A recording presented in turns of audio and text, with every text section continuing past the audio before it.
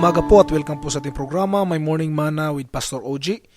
Our verse will be found in Isaiah 55 verse 8. Ito pong pagkasabi, My thoughts are not your thoughts, nor are your ways my ways.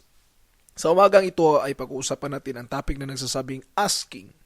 Meron ka bang anak na mahilig humingi, no? Minsan pagdating sa grocery store, lahat hinihila, gusto ko ito. And at the end, napipilitan ka lang bilhin, no?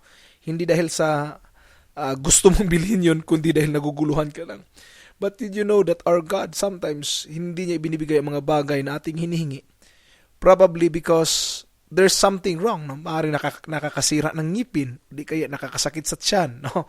Ganon minsan sa ating Panginoon, parang bata, no? Kung dumating man ang panahon na may mga hinihingi tayong hindi sinasagot ng Diyos, then ask the Lord, Lord, I need your wisdom. I need your understanding. Ask God for the wisdom to know what is right, what God wants done, and the will to do it. No, dapat yun ang isip natin. Because if God doesn't give us what we ask for, we can be sure that He has something far better. May mabuti pang bagay na ipagkaloob ang Diyos sa atin. Kasi nga ang pag-iisip natin ay hindi pag-iisip ng Diyos. Ang plano natin ay hindi plano ng Diyos. Ang daan natin ay hindi daan ng Diyos. Kaya kung may mga panahon man na parang hindi na maganda ang takbo, huwag mo sisihin ang Diyos. Sabihin mo, Lord, bakit ganito, ganyan?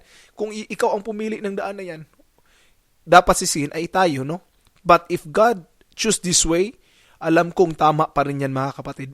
At kung tayo hihingi lang sa Diyos ng tama, and our thoughts will be ganito, Lord, let your will be done in my life. Alam kong maganda pa rin ang plano mo, pinagkakatiwalaan kita. Kailangan ko ito, Lord, pero kung may maganda kang bagay para sa akin, ibigay mo, Lord. Kailangan ko ito. Then, suddenly, you will change your perspective and you're asking. God bless you.